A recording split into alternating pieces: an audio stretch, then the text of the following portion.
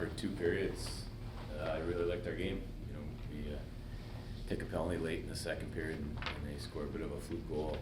But I thought I was pretty confident we were going to come out, find a way to win in the third, and it was a bit far from that. Just got to stick together, keep grinding it out.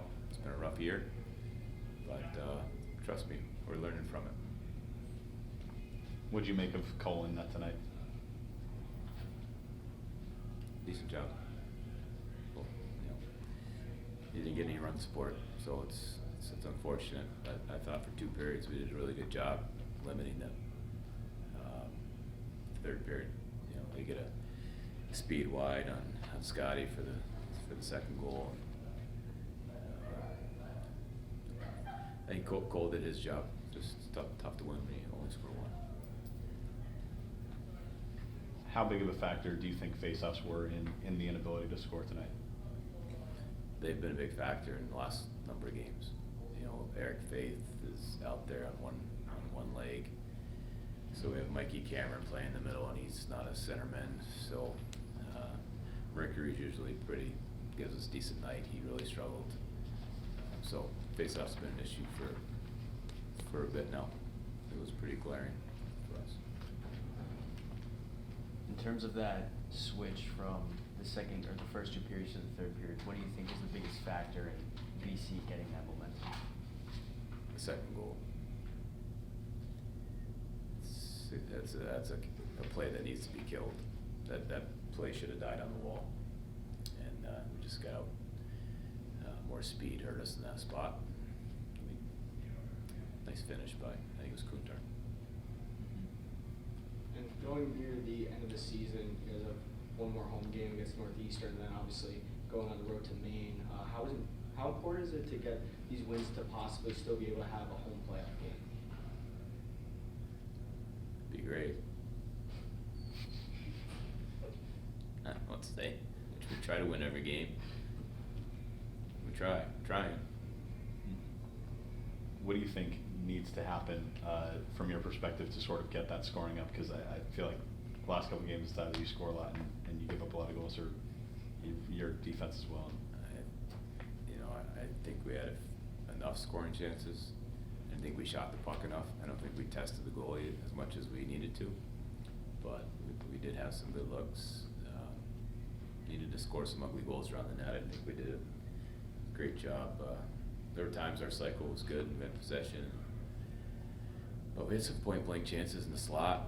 Missed some nets. You know, Tyson Dick, before he took the penalty in the second, had a really nice look in the slot. We talked this week in practice about bearing down and each player really focusing on scoring goals in practice, so it'll translate into games. And to me, Scotty Morrow hits with the puck hit all 3 posts on that. At least 2, I think. It was crazy. Like, it just feels like one of those years where things aren't going your way. This, of course, isn't your first time, even at UMass, with a difficult year. I guess going back to that first year when you were going through those difficult times, can you take anything that you learned from that year and apply it to this one? No. To me, they're completely different. I inherited that team, and we had a pretty good idea that there would be a lot of turnover, kind of reset. We're not in reset mode.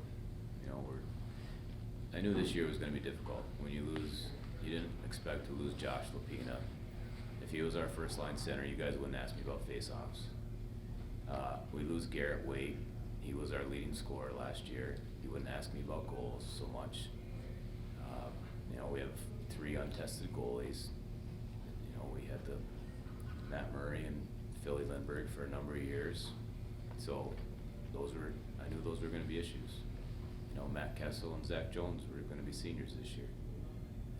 They're NHL level players. That I know every team in our league loses guys early, and good for our program that we're able to help develop players and move them on to the next level. But it's not always easy to backfill. When you get a Zach Jones and a Matt Kessel, those are those are all American level hockey players. Josh Lapina, he's a Hockey's Rookie of the Year. It's hard to replace that when they leave early, because you're not expecting it sometimes. And losing Garrett Wade was a huge blow. It's hard to, take that many pieces out of what you projected. I never projected Matt Kessel. Nobody projected Matt Kessel to be an NHL player when he walked in the door.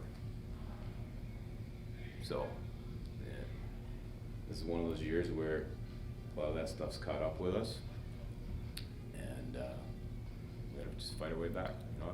The only comparison to the first year is we're at the bottom of the ladder again. It's time to start climbing, and we gotta find kids that want to climb. It's not easy, but it's fun. Anything more, guys? Thank you. Thanks, Coach.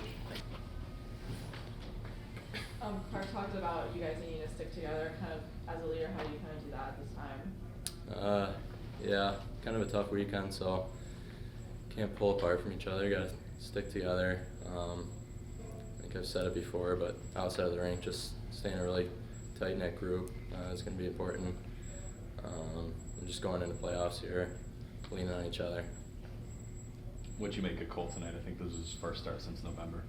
Yeah, I thought he played great. I think we let him down in the third period with a couple of those goals, but other than that, I think, played really good. So.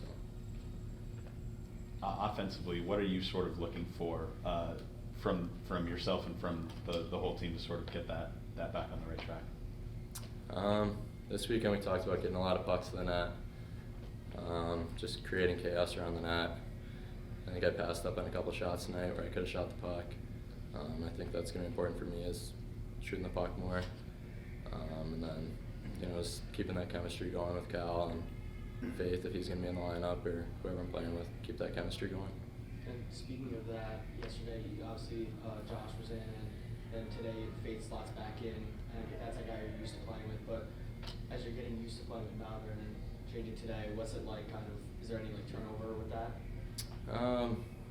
Yeah, they're a little bit of different players, but they've got, both bring a different game to the table, and, whoever's in the lineup with us, like I said, brings something to the table. So Faith is really good at draws. Nads has a little more skill. So, In terms of continuity for an entire 60-minute game, what do you think is most important to build off that, or just have that, I guess, in general? Yeah, I think we played really well for 2 periods tonight. That's kind of been an issue as our third period lately. And I think we work way too hard in practice to be gassed in the third period, and it's been a struggle for us. So I think that's going to be a focus going forward, as our third period will. A lot of these younger guys haven't been in a scenario like this as they pursue through hockey and get ready for the playoffs. You're one of the older guys. Is there any messaging to you, to some of the younger forwards, especially like Kenny Connors or Michael Cameron, on what to get ready for and how to prepare themselves for the couple games ahead? Yeah, it's going to be a battle no matter who we play. Every team in Hockey East is a good team. It's the regular season is what it is, and I think in playoffs, anything can happen. So just be ready to go, be ready to battle no matter who we're playing. How much tension there was on the ice tonight? How is it? Can you talk about how it's like bringing your head back into the game? Yeah, there's some scraps after the whistles. Carvey doesn't like us getting into it, but sometimes it happens. Yeah, I guess skating away from it's probably the best thing, but yeah, tensions get high and stuff happens sometimes. Anything more, guys? Thank you. Thank you. Thank you.